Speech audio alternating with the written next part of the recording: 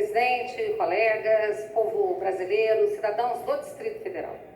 Registro aqui a minha posição contrária a esse decreto de intervenção federal no Distrito Federal. Quero dizer que, juridicamente falando, a intervenção, que é uma medida extrema e excepcional, ela só se justifica se a falha, aquela conduta, aquela omissão que levaram à necessidade de uma medida se protrair no tempo e no espaço. Não é o caso.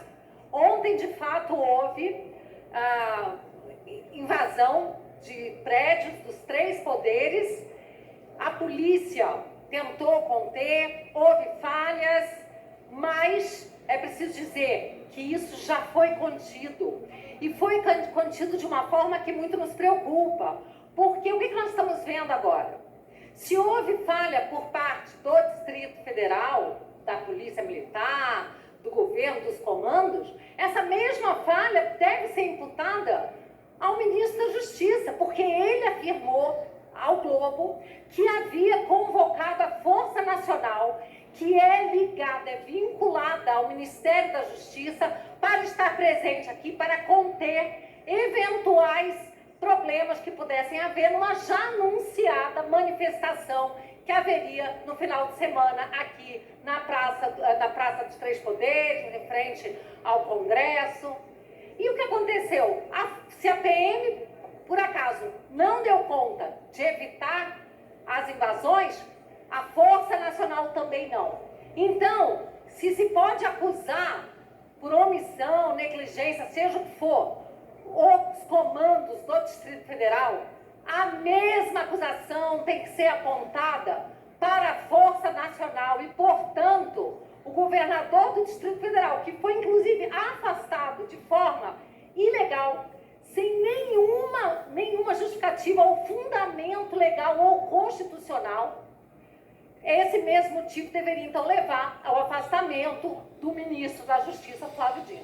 Quero dizer que a intervenção por 30 dias não é justificada, porque a situação já se encontra controlada, completamente diferente do que aconteceu, por exemplo, no Rio de Janeiro, em que havia problema de narcotráfico e foi necessária uma intervenção federal duradoura para que pudesse conter a situação. Os cidadãos do Distrito Federal estão em segurança. As forças do Distrito Federal são plenamente capazes de conter a situação. Porém, muito me preocupa o uso político desse instrumento. Acabo de receber uma notícia de que uma senhora veio a óbito hoje nas dependências da Polícia Federal. Não foi da PM, não. Da Polícia Federal. Uma senhora a quem foi negado comida, água, e essa senhora, depois de horas e horas e horas a fio, sendo destratada, descuidada, veio a falecer. É preciso ainda confirmar essa informação, mas recebi de mais de uma fonte. Quero aqui lamentar e até torcer para que isso não seja verdade. Mas se for, isso não aconteceu nas dependências da Polícia Militar, e sim da Polícia Federal, que é ligada ao governo federal. Portanto, não se justifica essa intervenção no Distrito Federal. Eu fui procuradora do Distrito Federal, já passamos por outra situação em que se pedia intervenção, que ao final acabou não sendo concedida. E o Distrito Federal, eu tenho aqui comigo parecer da Procuradoria-Geral do Distrito Federal, que afirma que as forças de segurança do Distrito Federal são plenamente capazes de manter a segurança jurídica. Agora, é preciso dizer que quando a lei é ignorada, instaura-se a barbárie. E eu quero afirmar que, como fiel defensora da democracia e da liberdade nas minhas dezenas de anos de vida pública, começo aqui repudiando os atos de vandalismo e depredação do patrimônio público e ataques a policiais ocorridos no dia 8 de janeiro de 2023. Nós não pregamos a violência. E eu tenho sido uma das vozes recorrentes, inclusive aqui nesse plenário, deputado Marcelo, na defesa das leis, dos direitos humanos e das garantias fundamentais. Ocorre que há anos estamos vivendo sob os desmandos de inquéritos ilegais e inconstitucionais sob o arbítrio de autoridades que não respeitam as leis e a Constituição. E recentemente o povo brasileiro foi submetido à soltura de um ex-presidente condenado, agora descondenado, e a uma série de manobras para que ele pudesse concorrer ao cargo de presidente da República até que finalmente subisse a rampa. A falta de autoridade moral do referido mandatário gerou, sim, um sentimento de inconformismo em pelo menos metade da população brasileira. Foi agravado pelo discurso revanchista que leva a crer que o atual governo não deseja a pacificação, ao contrário, prefere governar apenas para a parcela alinhada da população e utilizar a máquina para perseguir adversários políticos, tudo sob o aplauso da mídia conivente. Ao mesmo tempo, a escalada de violência contra críticos da volta de Lula ao cenário político e dos inquéritos sigilosos e legais do STF, a censura a jornalistas, políticos, pessoas do povo em geral, prisão sem data para acabar. Todos esses fatos, essas pessoas têm sido perseguidas pelo simples fato de apoiarem o presidente Bolsonaro, o ex-presidente Bolsonaro, e isso aumentou a sensação de revolta em boa parte da sociedade. Os atos de vandalismo devem ser rechaçados, investigados, punidos na pessoa de seus autores e na forma da lei. A narrativa dominante, contudo, tem sido a de se responsabilizar e punir também, não só os autores, mas o ex-presidente Bolsonaro, seus apoiadores, bem como todas as pessoas que estavam se manifestando na tarde de domingo, ainda que pacificamente, ao arrepio das regras e garantias de direito penal. Até mesmo o governador do DF, recém-reeleito, foi afastado por despacho do ministro que conduz os inquéritos ilegais, em desconformidade às regras de competência privativas do STJ, quando se tratar de crime comum e de crime de responsabilidade da Câmara Legislativa do Distrito Federal. Ainda segundo a narrativa criada, os atos desastrosos e criminosos legitimariam os abusos e perseguições impostos aos adversários políticos do atual governo, como inquéritos da fake news, dos atos antidemocráticos, das milícias digitais, os atos de censura, bloqueio de redes, contas bancárias, quebras de sigilo bancário telemático, cancelamento de passaportes, prisão sem prazo, dentre outros, além de inquéritos sigilosos aos quais os advogados sequer têm acesso.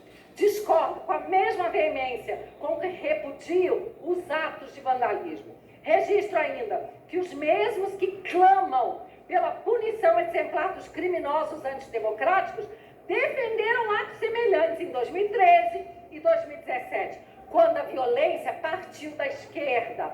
O atual ministro da Justiça, Flávio Dino, festejou tais atos dizendo que hoje a voz do povo se fará ouvir e não deu um pio quanto aos atos de vandalismo então ocorridos. Como bem lembrou o jornalista Cláudio Humberto em sua coluna, filas de deputados do PSOL e do PT se formaram para soltar vândalos presos ao argumento de que as manifestações eram atos democráticos.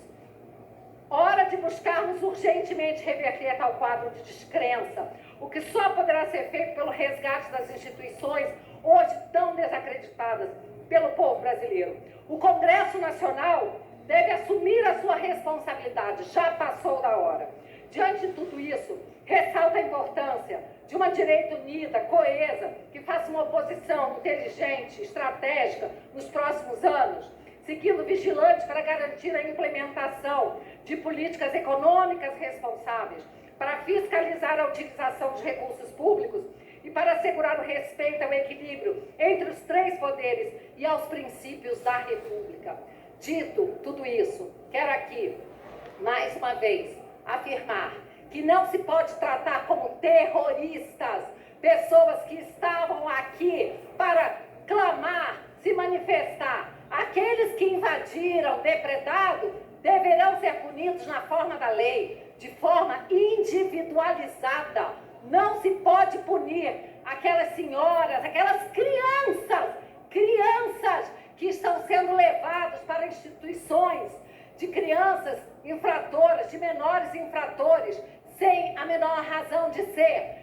Crianças que estavam, às vezes, apenas acompanhadas de seus pais, de seus avós, se manifestando legítima e democraticamente. Mas não, o que se quer é fazer uma vinculação dos atos antidemocráticos ao presidente Bolsonaro, que nem no Brasil se encontra. Isso é um absurdo. Já estamos, então, vislumbrando esses atos de perseguição daqueles que se dizem democráticos e fingem buscar uma pacificação, quando, na verdade, são duros e querem punir a população brasileira. É por isso que eu penso que essa intervenção, ela não deveria tomar lugar, não deveria ocorrer, porque o governo federal não tem sabido tratar das pessoas que estão agora sob sua guarda e que estão passando mal, senhoras idosas, crianças, homens que estão ficando sem alimento, sem água, sem lugar sequer para se sentarem. Tudo isso acontecendo na capital da República. Não é tirando a autonomia do Distrito Federal, impondo uma intervenção federal por essas mesmas forças que não sabem cuidar daqueles patriotas, daquelas pessoas que estavam aqui presentes para se manifestar, a grande maioria delas, sem nem ter noção do que ocorreria. Há de dizer, inclusive, que os vídeos mostram infiltrados participando dos atos de vandalismo. É isso, então, colegas, e o Brasil, é preciso dizer que essa parlamentar se opõe a essa intervenção, assim como se opõe à perseguição política que já querem impor simplesmente aqueles que apoiam o presidente Bolsonaro ou que não votaram no agora presidente Lula. Muito obrigada.